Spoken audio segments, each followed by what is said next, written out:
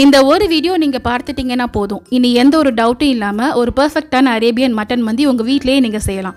இப்போ இதை எப்படி செய்யறதுன்னு பார்க்கலாம்.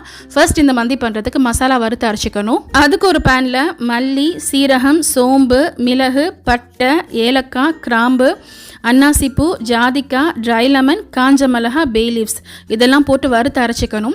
இந்த மசாலாவோட அளவு எல்லாமே நான் ஃபர்ஸ்ட் கமெண்ட்டில் வந்து பின் பண்ணுறேன். இதை அரைக்கிறதுக்கு முன்னாடி ட்ரை லெமனில் இருக்க விதைகள் எடுத்துருங்க. ஜாதிக்காவை இந்த மாதிரி கொஞ்சமாக துருவி சேர்த்துக்கலாம். அடுத்து 1 டீஸ்பூன் அளவுக்கு மஞ்சள் தூளும் சேர்த்துட்டு நல்ல பவுடராக வந்து அரைச்சி எடுத்துக்கணும். நான் அரைச்சிருக்க இந்த மசாலா 1 கிலோ கறிக்கு வந்து ரொம்ப கரெக்டாக இருக்கும். பட் நான் இப்போ அரைச்ச இந்த மசாலாவை யூஸ் பண்ண போகிறது கிடையாது. நான் உங்களுக்காக தான் செஞ்சு காமிச்சிருக்கேன். நம்ம காயல் கிச்சன்லேயே மந்தி மசாலா வந்து சேல் பண்ண தான் செய்கிறோம். நாங்கள் இந்த மந்தி மசாலா பல்காக பண்ணுறோம். ஸோ மிஷினில் கொடுத்து அரைப்போம்.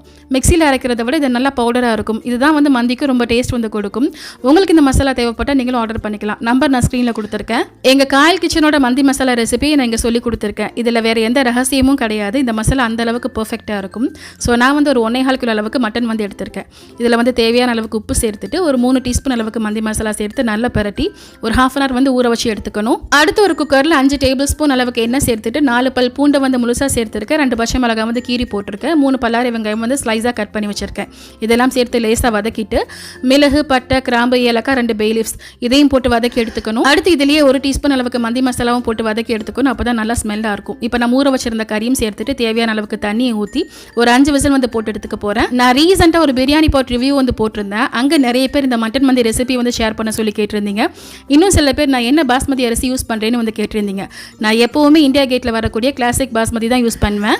நான் இந்த கறி வேகிறதுக்குள்ளே ஒரு 3/4 கிலோ அரிசி எடுத்து நல்லா கழுவி ஒரு 20 நிமிஷம் வந்து ஊற வச்சு எடுத்துக்கிட்டேன். இப்போ இந்த கறியும் சூப்பராக வெந்துருச்சு. கறியை மட்டும் தனியாக பிரித்து எடுத்துக்கணும். இந்த கறி வெந்த தண்ணி ப்ளஸ் எக்ஸ்ட்ரா தண்ணி வந்து சேர்த்துக்கணும். நான் 1 கப் அரிசிக்கு 1.25 கப் அளவுக்கு தண்ணி சேர்த்துருக்கேன். இந்த கறி ஆனத்தில் ஒரு 3 ட்ரை லெமன் தேவையான அளவுக்கு தண்ணியும் சேர்த்து நல்லா கொதிச்சு வந்த பிறகு நம்ம ஊற வச்சிருந்த அரிசியை நல்லா வடிச்சு வச்சிருக்கேன். இதையும் சேர்த்து இனி வந்து தம் போட்டுக்கலாம். நான் மூடி போட்டு வச்சுக்க போகிறேன். நம்ம சேர்த்த அரிசியும் ஆனமும் ஒரே அளவுக்கு வந்த பிறகு தம் போட்டுக்கணும். இனி வந்து எப்பவும் போல தான் நான் வந்து கீழே தவா எதுவும் வைக்கல. இந்த பேன் வந்து அடிப்பிடிக்காது. மேலே வந்து ஃபாயில் மட்டும் போட்டுக்கிறேன். அதுக்கு பிறகு வெயிட் வந்து வச்சுக்கிறேன். இந்த பிரியாணி பாட் வந்து ரொம்ப அகலமாக இருக்குது. ஸோ எல்லா பக்கமும் ஈவனாக வேகுதான்னு சொல்லி ஒருத்தங்க வந்து கேட்டிருந்தாங்க. நான் இருக்கிறதுலேயே சின்ன ஸ்டவ்வில் தான் வந்து தம் போட்டிருந்தேன். அப்போ தான் வந்து அடிப்பிடிக்காமல் இருக்கும். ஆனாலும் வந்து சூப்பராக வெந்து வந்துருந்துச்சு. ஸோ நான் 10 நிமிஷம் ஸ்லோ ஃபயரில் தம் போட்டிருந்தேன். அதுக்கு பிறகு ஸ்டவ் ஆஃப் பண்ணிவிட்டு திரும்ப ஒரு 10 நிமிஷம் கழிச்சு தான் ஓப்பன் பண்ணேன். நான் சாஃப்ரானில் கொஞ்சம் போல் தண்ணி ஊற்றி ஊற வச்சிருந்தேன். அதையும் சேர்த்துட்டு மேலே கிஸ்மிஸ் போட்டுட்டு தனியாக எடுத்து வச்சிருந்த கறியும் மேலே வந்து அடுக்கி வச்சுக்கிட்டேன். அவ்வளோதான். கடைசியாக ஸ்மோக் ஸ்மெல் வந்து கொடுத்துக்கணும். அப்போ தான் வந்து மந்தி வந்து கம்ப்ளீட் ஆகும்.